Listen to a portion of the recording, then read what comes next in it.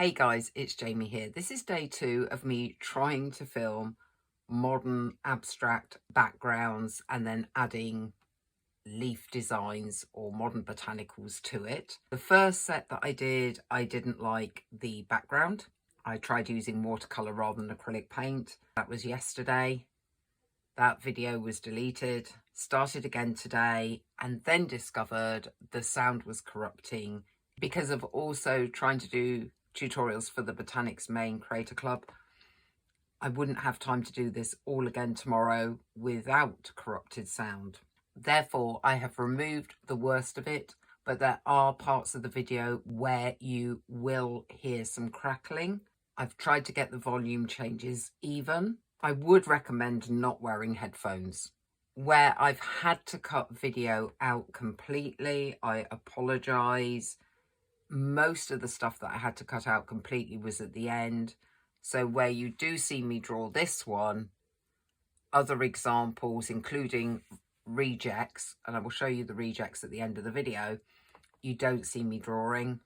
I do have some designs for you, which I'm going to stick into Dropbox. I've got the smallest versions and then some larger versions that you could use to trace if you wanted to, or create a stencil from, or simply have to the side of you and copy. If the video does seem disjointed, like I mentioned yesterday, you now know that's because I rejected those backgrounds. I will catch you at the end of the video. I've decided I'm not sure about these two that I did yesterday. So I've put them to one side because there will be something I might do some art on top of this and make it part of a mixed media. But in the meanwhile, I'm going to try again with some smaller pieces of paper and acrylics because I am happier with acrylics. And I have quite a few of these colours here. This was a set I bought that has about 60 colours, so I don't have to mix. I want to use yellow ochre, and I want to use initially 2 greys, a cold and a warmer one. I may end up mixing my own, and something a bit warm, and I've seen this Mars orange. I don't know what that's going to look like. We're going to use a palette and just put some in each one and see how this all works out. I'm going to try and do free-flowing background using lots of water. So I actually have a spray here. I'm going to start with the darkest, which is the grey. And as you can see, I have a big brush, a big battered brush. I'm going to just make shapes while it's still wet. I'm going to take some of the lighter grey now, which is the cold grey. And you can see what it means. It's got a bluey tone. Go over that. Then I'm going to get some of this browny reddy colour. A bit here, a bit on here, maybe a touch there, I don't know yet. I want to leave some white spaces and a tiny bit the yellowy ochre colour, which is mixed a bit with the green that was in there. And just sort of, so it's that abstract-y mix of colours, and that is it for the first one. I'm going to come back and do other stuff when that's dried. What I've done since doing this one is just very quickly throw down some colours on another 4 pieces of this watercolour paper, and now we're going to work on the next stage. Because I play with paint, not classically trained or anything, I'm just going to get to a slightly thicker consistency. We're going to take the cork and do some circles. I might take the edge of the cork and do a bit of marking within what we're doing. That's quite nice. I may come back and do circles in another colour. I'm going to now go through all my bits of paper and just do this circle stage. So to get the sort of circle, put it on, twist it. To get marks, just push it down. I might even have one going off into the white. Let's go with the flow on this one. There is no right or wrong, as you can tell. It's very abstract. And you're experimenting to see what effects. I'm adding a bit of white now.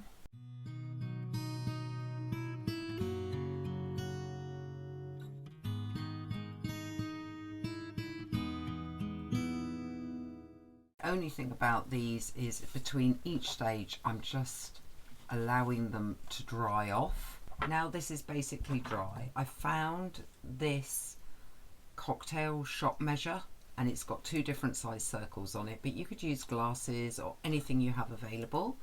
I also have a very bright gold paint, and you can dip as well, you don't have to do it this way, but I'm going to stroke along the edge with the bright gold. Again, I'm not looking for perfect circles. If I get a perfect circle, we'll work with that. If I don't, we'll work with what I do get. How cool is that circle? Oh, that's so pretty. I'm going to interlock with another one. Then we're going to take the smaller one. And then do I want another one? Yeah, I probably do, but I'm going to put it down here in some of the white space. I'm going to try dipping because I said you can dip, but I haven't tried it myself. And if I don't like that effect, then we'll go back to brushing on. There is no right or wrong with this. It's whatever you feel like doing. Where do I want to put another one? Probably kind of want to go into some white space. Now, you see, I am actually debating something here. I probably want to go there. Yep. Get one of the larger ones, do the dip again, because it is a bit quicker than brushing. And if it works, it works. Interlocking, looking at that with that one. Big one again. I'm going to go off the edge. Yeah, and then I'll tightly interlock this time. Yeah, like that as well. Just one of the slightly smaller ones. Smaller, into that space. And where do I want another one? Probably slightly diagonal, but coming down. How's that? Yeah, cool. Because I love the gold so much, I've decided I want to work with a bit more gold. And I'm going to take the cork again, get some gold on it, and where I've already put some grey, put some gold on top. Now that is really elevating that look.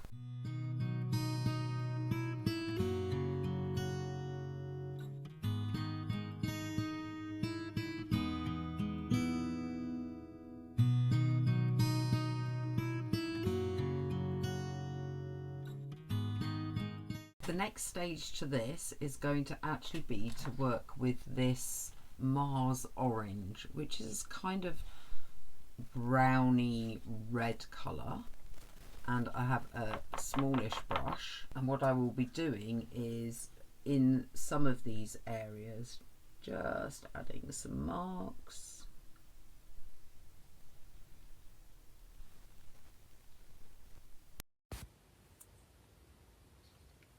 As you can see, I'm sticking to areas that are browny in colour, but not necessarily totally. Taking it in to some of the grey areas. And we're not worrying too much about the shape of the marks. They can be straight like that. They can even be like roundy, pointy ones.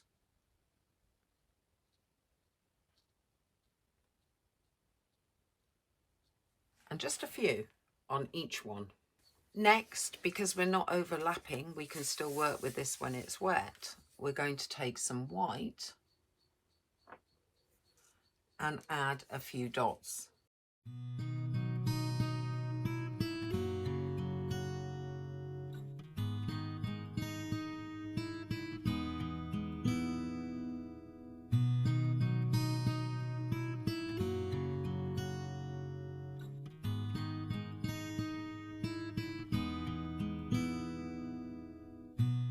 looking at where my current brown marks are to decide where I want to put my white dots.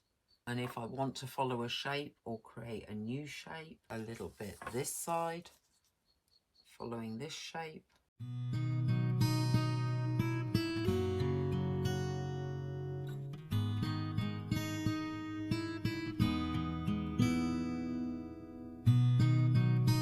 Each time I'm going for something slightly different in the sense of whether I'm following a shape or creating a shape.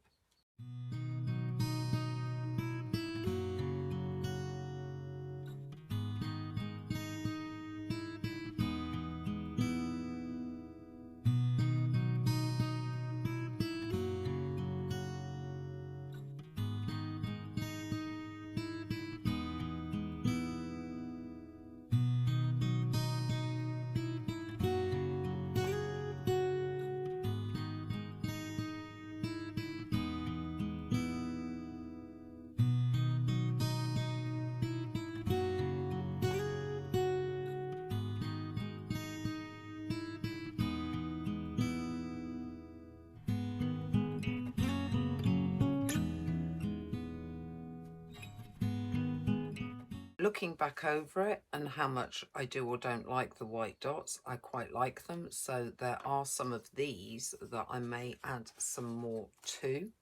That's probably all I want to do. And I think on this one, I'd like to do something here. Right, the next thing we're going to do is introduce a few black marks, very much in the way that we've already introduced other marks.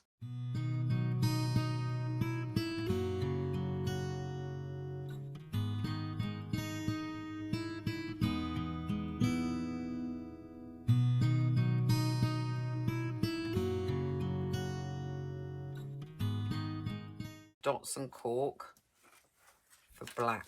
We've added a few black splatters, if you like, or smudges, and some black dots, sometimes in circular shape, sometimes in squares or patterns, or just a line. Now we've got to a stage where there's a background done, I'm taking a black marker and doodling onto here some leaves.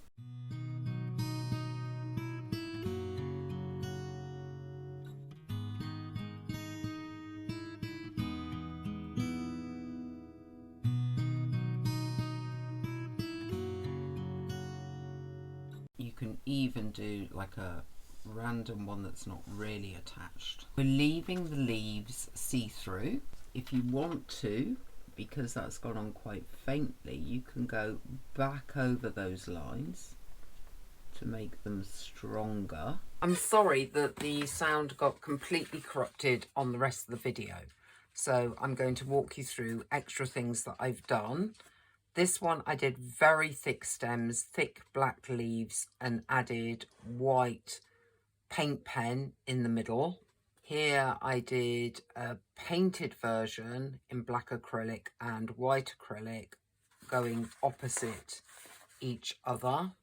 This one, a leaf painted in black acrylic with white gold foiling added using just a simple bit of glue in a veiny design. I added my glue with one of these to get the fineness that I needed. Here I tried a more cartoon version with scribbles using a white paint pen. The reason for doing so many different styles is, as you saw, the background's very easy to do, and now you can choose which one you like the most and create a series of the same ones. Or you could say, actually, I want different styles of leaves, so I'm going to pick my favourites. If I was picking for myself, I'd end up with 3 that I like, that I would then consider actually framing. Before we go further with that, I want to protect the top, and I want to do that with a matte varnish. Breathe. The protective coat is still drying. You could mount and frame these. I would mount them in black. I wouldn't trust myself to cut a black mount correctly. What I would probably do is try to find 3 mounts from Amazon that would work, and then find some secondhand frames. I hope you enjoyed this quick bonus video. Sorry about the sound issues, and I will catch you very, very soon. Bye.